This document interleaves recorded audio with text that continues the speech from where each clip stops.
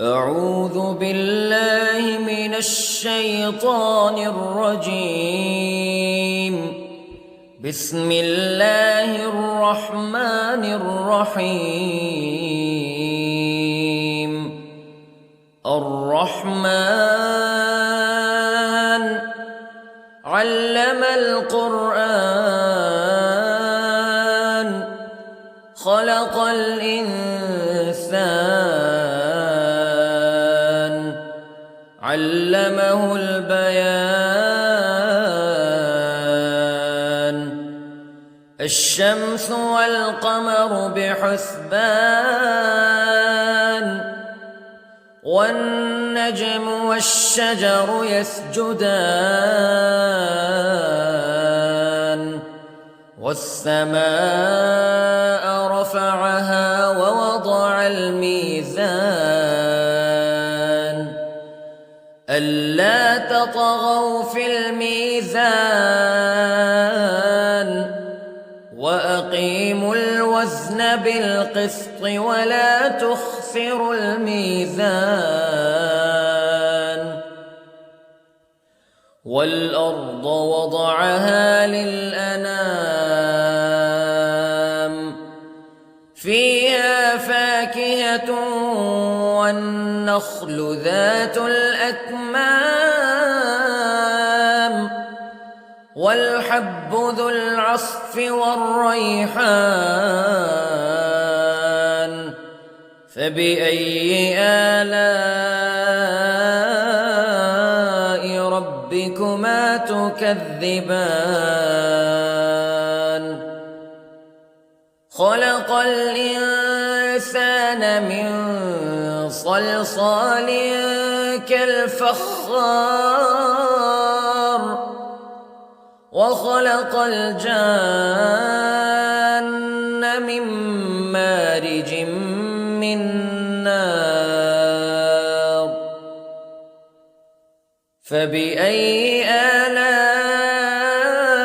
ربكما تكذبان. رب المشرقين ورب المغربين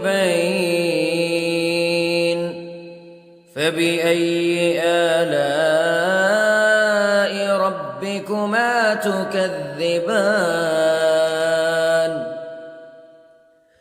مرج البحرين يلتقيان بينهما برزخ لا يبغيان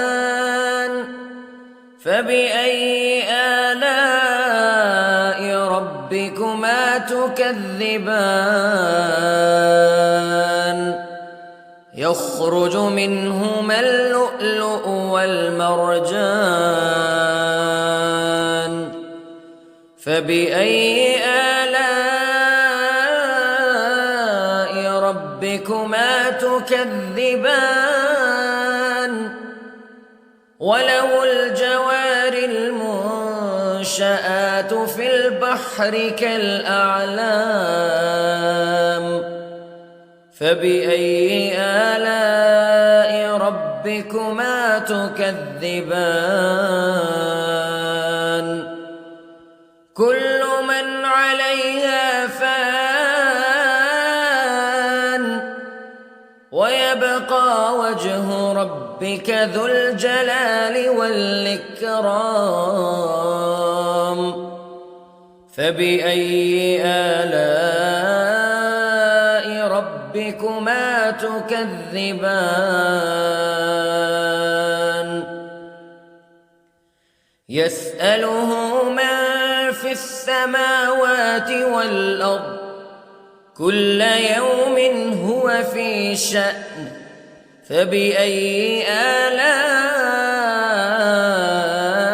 ربكما تكذبان. سنفرغ لكم أيها الثقلان فبأي آلاء ربكما تكذبان.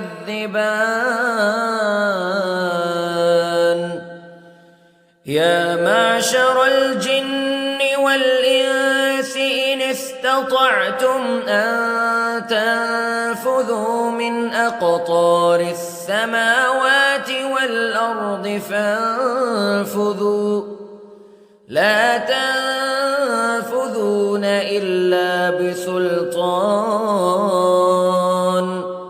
فبأي آلاء ربكما تكذبان يرسل عليكما شواظ من نار ونحاس فلا تنتصران فبأي آلاء ربكما تكذبان فإذا انشقت السماء فكانت وردة كالدهان فبأي آلاء ربكما تكذبان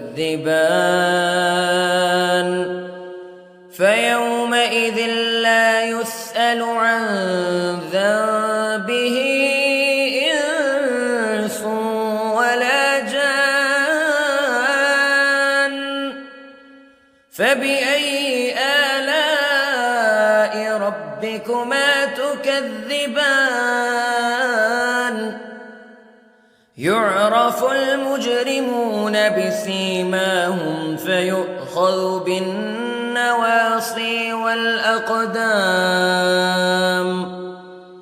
فبأي آلاء ربكما تكذبان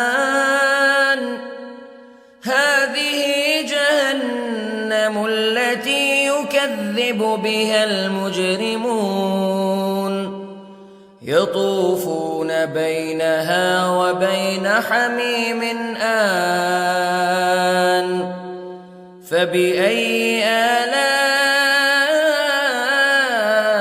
ربكما تكذبان ولمن خاف مقام ربه جنتان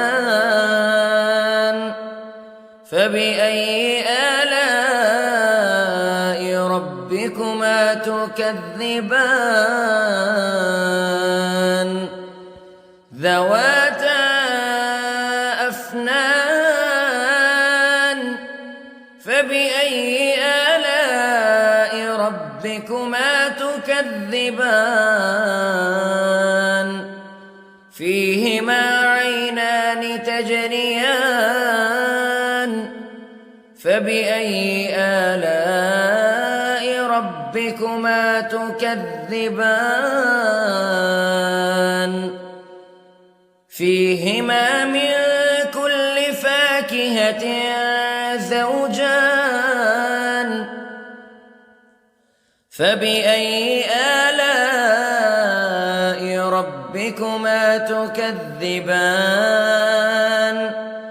متكئين على فرش بطائنها من استبرق وجنى الجنتين دان فبأي آلاء ربكما تكذبان فيهن قاصرات الطرف لم يطمثهن إنس قبلهم ولا جان فبأي آلاء ربكما تكذبان كأنهن الياقوت والمرجان فبأي آلاء ربكما تكذبان هل جزاء الإحسان إلا الإحسان فبأي آلاء ربكما تكذبان ومن دونهما جنتان فبأي آلاء ربكما تكذبان مدهامتان فبأي آلاء ربكما تكذبان فيهما عينان نضاختان فبأي آلاء ربكما تكذبان فيهما فاكهة ونخل ورمان فبأي آلاء ربكما تكذبان فيهن خيرات حسان فبأي آلاء ربكما تكذبان